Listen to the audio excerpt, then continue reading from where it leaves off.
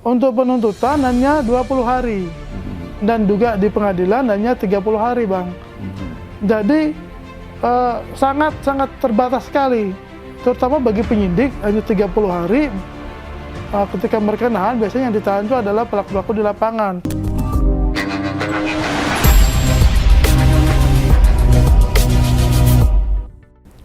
Assalamualaikum warahmatullahi wabarakatuh. Selamat pagi Sobat PPATK.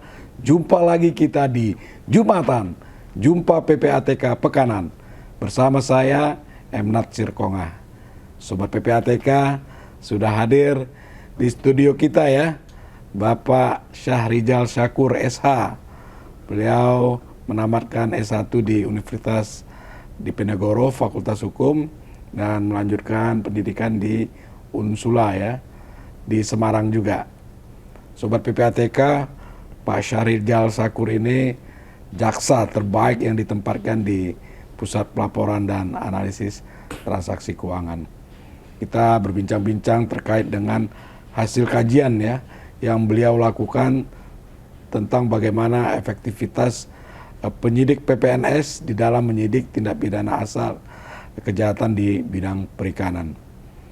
Sobat PPATK, kita tahu ya bagaimana luas dan sumber daya ikan di laut maupun di perairan Indonesia itu luar biasa besar ya.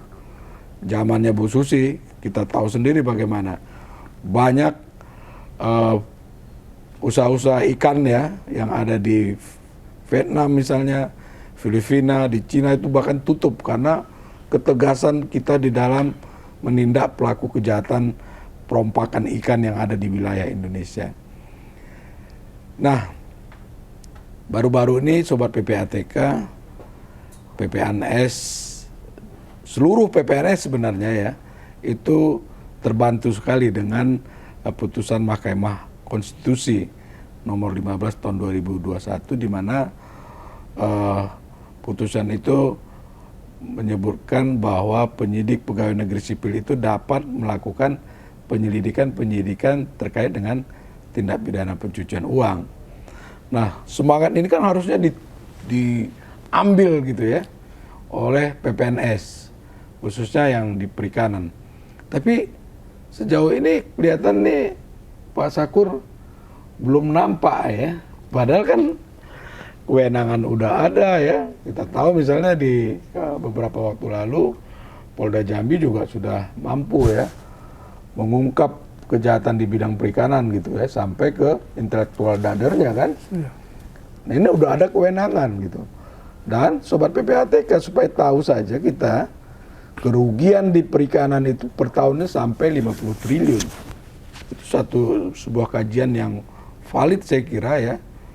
Nah, ini kalau nggak kita kelola secara baik, waduh, kerugian itu akan bisa bertambah banyak dan nilai tambah yang kita peroleh semakin berkurang gitu ya. Nah, ini mungkin Pak Syakur bisa cerita kepada Sobat PPATK ya bagaimana hasil kajian yang dilakukan dan kira-kira nilai tambah apa dari kajian itu yang bisa dimanfaatkan oleh PPNS khususnya teman-teman kita yang ada di perikanan dan kelautan. Ya. Terima kasih Bang View. Jadi Sobat PPATK, memang tadi sebagaimana dijelaskan oleh Bang View bahwa kerugian di bidang perikanan yang diderita oleh Indonesia itu diperkirakan per tahunnya 50 triliun. Jadi ini bukan suatu jumlah yang kecil, Sobat PPATK ya. Nah, disadari dengan keadaan tersebut, sebenarnya pemerintah Indonesia telah mengeluarkan berbagai ketentuan, Bang View. Jadi ada 3 undang-undang perikanan sebenarnya, Bang View, itu dari tahun 85, kemudian diubah lagi dengan Undang-Undang 31 tahun 2004, kemudian diubah lagi dengan Undang-Undang 45 tahun 2009. Nah, tetapi sebagaimana tadi dijelaskan oleh Bang View bahwa ini sampai saat ini belum nampak nih ya gitu ya. Iya. Jadi ya Belum Sobat nampak. PPATK, ya sebenarnya keinginan dari para penyidik di terutama PPNS di perikanan, Bang, itu sangat pengen sekali, Bang, untuk menyidik TPPU di bidang perikanan ini. Semangatnya kuat. Semangatnya ya? kuat. Jadi sebelum adanya putusan MK pun mereka sudah berinisiasi gitu. Ada beberapa perkara yang mereka sebenarnya sudah bisa mengindikasi bahwa ini ada keterlibatan pemodal yang di belakang layar yang mendanai kegiatan illegal fishing ini. Tetapi mereka dadar ya. itu dadar, Bang. Nah, itu mereka terkendala karena mereka belum ada kemenangan dari TPPU.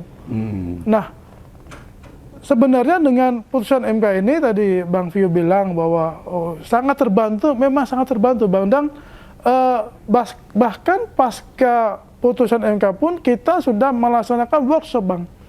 Workshop, dan semangat dari teman-teman dari PPNS Perikanan ini sangat nampak sekali mengikuti workshop tersebut. Dan bahkan dirjennya pun, dirjen Gakumnya pengawasan itu datang, Bang, memberikan sambutan gitu. Jadi dan berjanji bahwa setelah workshop ini mereka akan langsung meminta kepada jajarannya untuk segera menindaklanjuti dengan melakukan penyidikan TPPU, Bang. Dengan yang mereka pertama kali yang harus dilakukan adalah meminta atau mohon ya untuk dibuatkan SK penyidik, Bang. Itu sangat penting, Bang, SK penyidik TPPU. Nah, itu apa aja ya dari hasil kajian yang dilakukan oleh Pak Syakur itu yang bisa membantu para penyidik PPNS tadi? Nah, terima kasih, Bang. Jadi selama kita berdiskusi dengan teman-teman di PPNS, memang mereka itu banyak terkendala dengan aturan hukum, terutama ini ketika mereka akan menyidik TPPU, mereka akan terkendala hukum acara yang diatur di dalam Undang-Undang Perikanan. Ya, misalnya penahanan. Di penahanan di penyidikan untuk Undang-Undang Perikanan itu hanya 30 hari. Kemudian untuk penuntutan hanya 20 hari. Dan juga di pengadilan hanya 30 hari, Bang. Jadi sangat terbatas sekali. Terutama bagi penyidik hanya 30 hari. Ketika mereka nahan, biasanya yang ditahan itu adalah pelaku-pelaku di lapangan. 30 hari harus ditahan, kan, Bang. Kemudian juga masalah pemberkasan. Pemberkasan ini hasil penyidikan 30 hari harus sudah diserahkan kepada penuntut umum untuk diteliti, gitu, Bang. Jadi dengan keterbatasan waktu ini mereka merasa ragu apakah mampu untuk menyidik TPPU-nya, gitu, Bang. Karena efektifnya TPP itu kan harus digabung dengan TPA asal agar aset-aset hasil tindak pidana itu jangan sampai nanti keburu dihilangkan oleh pelaku, Bang, gitu. Jadi disinilah makanya kita PPATK berinisiasi untuk memberikan suatu jalan keluar, Bang. Terutama dari kajian ini agar penyidik ini bisa merasa terbantu dengan adanya kajian ini, ya, terutama ketika kita berpendapat bahwa sebenarnya bisa kalau secara normanya digabungkan antara tindak pidana asal perikanan dan TPPU-nya, Bang. Tetapi masalah teknis, ya, teknis hukum acaranya di penyidikan ini yang memang harus dilakukan satu strategi khusus, gitu, Bang, agar TPPU-nya lebih efektif. Kan gitu. Jadi di sini solusi yang kita tawarkan ke penyidik itu berupa strategi adalah dengan menyidik TPA Perikanan dan TPPU secara bersama-sama tetapi berkasnya dipisah, Bang. Gitu. Artinya berjalan paralel. Diselesaikan dulu kasus tindak pidana asalnya terkait dengan kejahatan perikanan. Setelah itu selesai, baru disidik tindak pidana pencucian uang yang dilakukan oleh pelaku. Betul, Bang. Tapi berkasnya sama. Berkasnya dipisah, Bang. Jadi ketika penyidik itu memberkas TPA, penyidik melakukan lidik, Bang. Nah, ini kan sidik nih. Sidik kan berarti udah pemberkasan, upaya paksa, penangkapan, penyitaan untuk tidak pidana asal perikanannya, Bang. Gitu. Nah, sementara TPA-nya mereka lidik, Bang, melakukan penelusuran aset dengan bantuan dari PPATK, gitu, menelusuri aset-aset yang mengarah kepada harta-harta kekayaan dari pelaku, bahkan kepada intellectual dadernya yang tadi kita sebutkan, gitu, Bang. Nah, ketika TPA-nya ini sudah P21, bahkan kemudian masuk ke pengadilan, ini TPPO-nya sudah berjalan, sudah masuk penyidikan, gitu, Bang. Berdasarkan alat bukti yang cukup, dinaikkan segera ke penyidikan. Jadi jangan menunggu TPA-nya putus di pengadilan dulu, Bang. Apalagi nunggu ingkrah. Kalau nunggu ingkrah itu nanti bisa banding, bisa upaya hukum kasasi, bisa bertahun-tahun, Bang. Puluhan tahun tuh. Nah, ini kan dikhawatirkan nanti aset-asetnya sudah lari ya, sudah lari, Bang, sudah hilang, iya. Atau apalagi intellectual dadernya nanti bisa ke luar negeri, gitu kan, gitu, nggak bisa kita jangkau, sehingga jangan menunggu sampai ke arah sampai harus ingkrah, gitu, Bang. Nah, tetap TPPO itu tetap akhirnya nanti akan menuju ke persidangan juga, Bang, gitu, tapi dengan berkas yang terpisah dengan TPA-nya, gitu, Bang. Nah, kalau ya yang dirasakan oleh masyarakat ini ya, Sobat PPATK, ketika masa Bu Susi jadi Menteri Kelautan dan Perikanan itu kan ada ucapan beliau yang terkenal tuh ya, dan viral ya, tenggelamkan. Dan itu sangat efektif memang. Siap. Terasa di masyarakat. Saya aja ya, Mas Syakur, bahwa sebelum itu kita mau makan ikan laut yang apa ya sih, seperti ikan terumbu karang, seperti kakap bukan terumbu karang, kerapu. Ikan kerapu itu susahnya bukan main tuh. Selain susah didapat, tentu harganya mahal.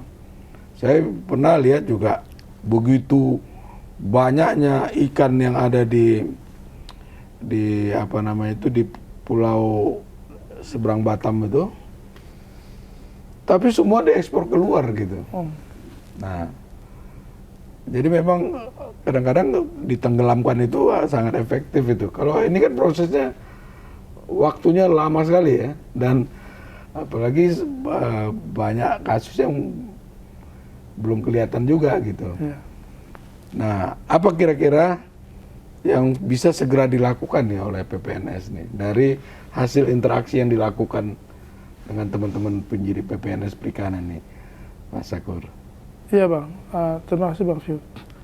Jadi seperti yang tadi saya sebutkan bahwa kita juga sering mengadakan pelatihan, Bang. Jadi kita tetap menyemangati nih, Bang, PPNS. Jadi memang tadi Bang Fiu bilang bahwa kebijakan Bu Susi itu memang sangat moncer sekali kalau kita bilang kan. Jadi memang tadi dibilang banyak yang shock tutup, malah shock terapinya tinggi.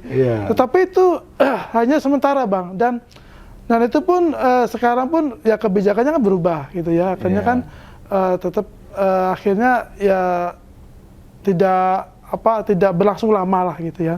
Jadi memang untuk menanggulangi illegal fishing ini memang dari hulu ke hilir, Bang. Harus komprehensif ya. Harus komprehensif, total, dan tidak berdasarkan hanya kebijakan sesaat, gitu, Bang. Dan jangkanya harus panjang. Jadi hasil kajian hukum ini ingin ya membuat sustainable tadi ya, kebijakan ya. Betul, Bang. Jangan menteri ini berbuat ini terus kemudian diganti, berbuat lagi pendekatan baru, gitu ya. Iya, Bang. Sehingga nggak selesai masalah perikanan kelautan kita, Bang, gitu ya. Betul. Jadi kita memperbaiki sistemnya, Bang. Jadi kalau penyidik ini sudah nanti terbiasa dengan menyidik TPPU, saya rasa nanti ke depannya juga nanti hasilnya akan sama, Bang. Bahkan lebih terasa hasilnya itu bisa lebih jangka panjang dan lebih efektif lagi, Bang, gitu, Bang. Dan sifatnya juga bukan menggurui teman-teman di kelautan perikanan ya. Ini lebih pada berkolaborasi ya. Betul Bang. Justru di sinilah kita ingin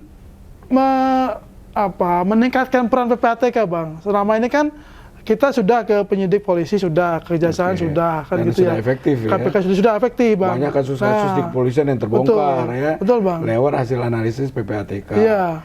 Di kejaksaan juga seperti itu ya. Sudah Bang. Kasus Jiwasraya misalnya. Ya, Ya. betul. Banyak kasus lain juga gitu ya. Ya. Dan ini teman-teman ingin masuk membantu penyidik di perikanan. Betul Bang. Itu. Ya, dengan mereka milih TPP kan mau tidak mau kan mereka akan berkoordinasi terus dengan PPATK Bang, ya kan?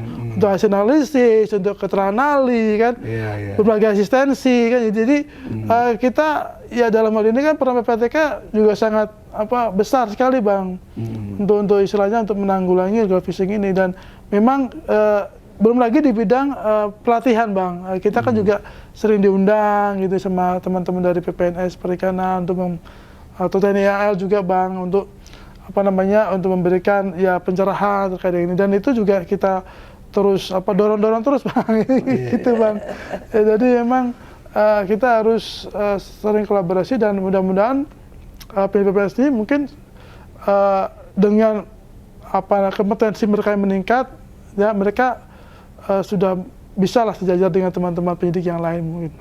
Nah tadi dari kajian itu ada beberapa masukan ya, dengan misalnya melakukan penyidikan tindak pidana asalnya dulu, baru kemudian pencucian uang, untuk agar target waktu-waktu yang sudah diatur tadi itu bisa disiasati lah Bang. Bisa disiasati. Betul. Kan seperti itu ya. Betul.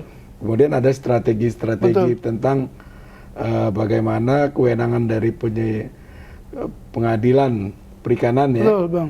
Nah, mungkin Mas Sakur bisa lagi sampaikan kepada Sobat PPATK itu, dari kajian yang ada itu, poin-poin apa lagi tuh yang untuk mendukung mereka teman-teman di PPNS ini bisa kencang bergerak gitu loh.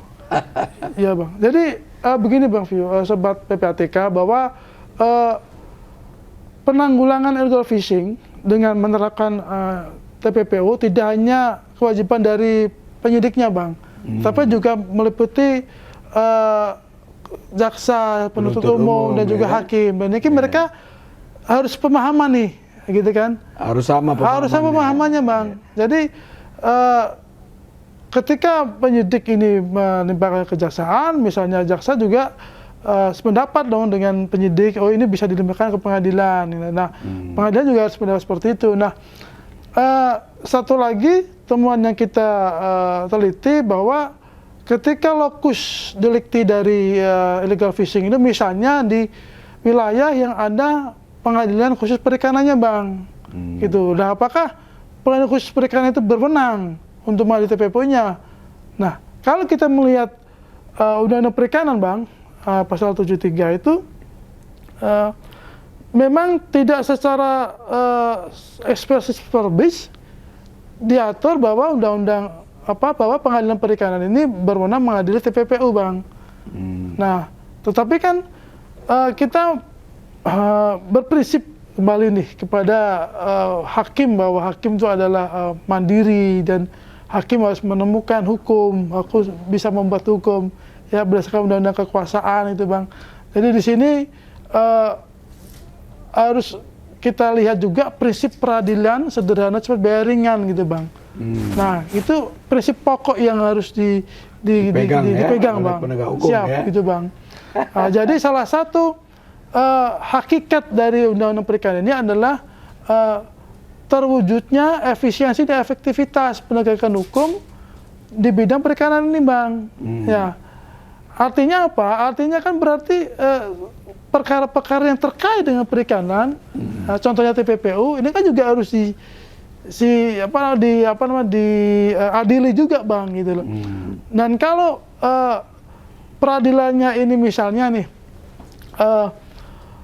TPA perikanannya diadili di pengadilan khusus perikanan, kemudian TPPU-nya di pengadilan negeri, ini kan ada dua peradilan yang berbeda Bang. Ini akan menyulitkan bagi hakim, terutama bagi pengadilan negeri, karena dia tidak memahami kasus posisi atau kejadian pada waktu TPA-nya itu berlangsung, karena TPA-nya diadili oleh Pengadilan Khusus Perikanan, dan ini akan menyulitkan dalam nanti mengadilinya, Bang. Itu View dan sobat PPATK bahwa terkait Pengadilan Khusus Perikanan ini kita bisa analogikan, Bang, atau kita membuat perbandingan dengan putusan-putusan perkara yang sudah ingkrah di perkara lain ya, tentunya yang istilahnya bisa dijadikan suatu perbandingan untuk menafsirkan hukum bahwa Pengadilan Perikanan itu berwenang juga mengadili TPPU. Contohnya pengadilan militer, Bang. Pengadilan militer itu di Undang-Undang Peradilan Militernya tidak diatur bahwa pengadilan militer itu mereka berwenang mengadili TPPU, tetapi ada perkara TPPU yang disidangkan oleh pengadilan militer, Bang. Itu di situ atas nama Joko Suripto. Jenderal itu ya yang bukan, Bang. Itu tahun 2011 sebenarnya, Bang. Itu perkara penggelapan dan TPPU, Bang. Dan itu juga bisa dijadikan jurisprudensi, Bang, karena sudah ingkrah. Dan juga terkait dengan putusan MK 77 ya 2014 itu yang mengadili gugatan dari Akil Muchtar yang menganggap bahwa KPK tidak berwenang menuntut TPPU, Bang. Ya, tetapi di putusan MK tersebut diputuskan bahwa MK berwenang. Dan KPK berwenang. KPK berwenang, Bang. Oh, oke. Iya, iya. Dengan prinsip tadi, Bang, peradilan yang sederhana cepat biaya ringan. Seandainya perkara korupsi itu penyidikannya oleh KPK dan kemudian penuntutannya oleh Kejaksaan Negeri misalnya, kan itu kan tidak efektif, Bang. Ya kan? Dan Kejaksaan Negeri juga tidak memahami kasus posisi yang benar sebagaimana KPK itu yang nyindik, kan. Jadi artinya Pengadilan Perikanan juga bisa. Dengan seperti itu bisa, Bang. Karena udah ada jurisprudensi yang kuat. Sudah ada, Bang. Dan ya kalau itu yang menjadi sesuatu katakanlah keberatan atau apa kan bukan suatu penghalang lagi, kan? Siap, Bang. Memang bukan menghalang lagi, Bang. Memang karena kan kewenangan hakimnya kan sangat luas ya. Dan tadi saya bilang mandiri, kemudian mereka juga harus menemukan hukum lagi yang baru. Dengan mereka sebenarnya sudah sangat luas sekali diberi kewenangan oleh Undang-Undang Kehakiman, Bang. Dan kalaupun misalnya nih Anda yang keberatan di pihak terdakwa, kan mereka juga bisa dengan kekuasaan itu kan juga bisa menginterpretasikan bahwa berdasarkan kami berwenang ini memang prinsip-prinsip hukum peradilan cepat biaya ringan itu bisa ya itu tetap harus dipegang ya. Itu, Bang. Iya. Sobat PPATK, tadi Mas Sakur menyebutkan dan saya sampaikan juga di awal, kerugian di bidang perikanan kita saja per tahun itu diperkirakan 50 triliun. Ini tolong sobat PPATK komen ya. Kalau uang 50 triliun tadi dibuat kerupuk ikan, itu jadinya seperti apa tuh? Gimana kira-kira Mas Sakur? Kalau 50 triliun tadi itu dibuat kerupuk ikan itu, gimana jadinya tuh? Bisa ketutup, Bang. Bisa ketutup, Bang, Indonesia, Bang. Kelelep Indonesia ya. Oleh kerupuk ya. Dan itu bisa Bang, bisa kerupuk ikan itu kan bahan baku dari ikan, Bang.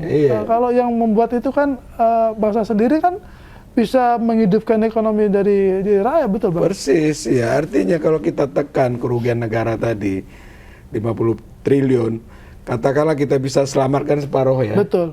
Dan itu menstimulasi ekonomi masyarakat, menstimulasi nelayan, dibantu mereka untuk bagaimana bisa menangkap ikan dengan banyak, tapi juga ekosistem di kelautan itu terjaga gitu. Betul sekali, Bang. Waduh, itu luar biasa tuh Sobat PPATK. Sehingga memang kewajiban kita semua ya, menjaga lingkungan hidup, menjaga ekosistem yang ada di laut, terumbu karangnya terjaga, ikan-ikan yang kecil. Jadi itu yang pakai trowel, ikan harimau, itu segala macam itu benar-benar diawasi gitu ya. Dan Sobat PPATK, teman-teman semua itu harus ikut mengawasi ya. Jangan sampai apalagi nelayan-nelayan asing itu bisa masuk ke wilayah kita dan mengambil seenaknya hasil ikan yang ada di laut kita. Nah, penutup ini Mas Sakur, apa yang bisa dilakukan lagi ya agar percepatan ini bisa, penyelamatan kerugian kita bisa dapat dilakukan gitu ya. Intelektual dader dari pelaku kejahatan perikanan bisa ditangkap, hasilnya bisa disita untuk kemakmuran rakyat. Ya Bang. Jadi kembali lagi kepada semangat dari penyidik PPNS Perikanan nih Bang. Ya. Jadi memang semangat besar dan kemauan besar itu juga harus dibarengi dengan kompetensi yang besar Bang. Itu Bang. Jadi teruslah melakukan pelatihan-pelatihan Bang, terutama terkait dengan TPPU ini, dengan PPATK, juga mungkin dengan apa namanya pihak lain, misalnya dengan kejaksaan, dengan pengadilan gitu Bang. Dan memang apabila ada kendala-kendala itu memang harus dicarikan solusinya Bang. Jadi kalaupun di undang-undang tidak disebutkan apa ada kendala di undang-undang, ya artinya kita sebagai orang hukum juga berkewajiban untuk menafsirkan gitu Bang. Nah, jadi jangan menjadi penghalang bahwa waktu penyidikan yang hanya 30 hari itu akhirnya menjadikan TPP-nya tidak dijangkau gitu Bang. Akan sayang sekali gitu Bang. Sangat disayangkan kalau TPP-nya tidak diterapkan gitu Bang. Nah, memang kalau mudah-mudahan teman-teman PPNS Perikanan dengan semangat yang besar juga harus memulai Bang. Nah, mulai itu suatu langkah yang sebenarnya berat Bang. Tetapi kalau sudah mulai dan terbiasa, itu akan menjadi lebih mudah ya. Akan menjadi mudah, itu Bang. Iya benar. Betul. Benar Sobat PPATK. Jadi masukan dari Mas Sakur tadi tentang semangat itu penting ya.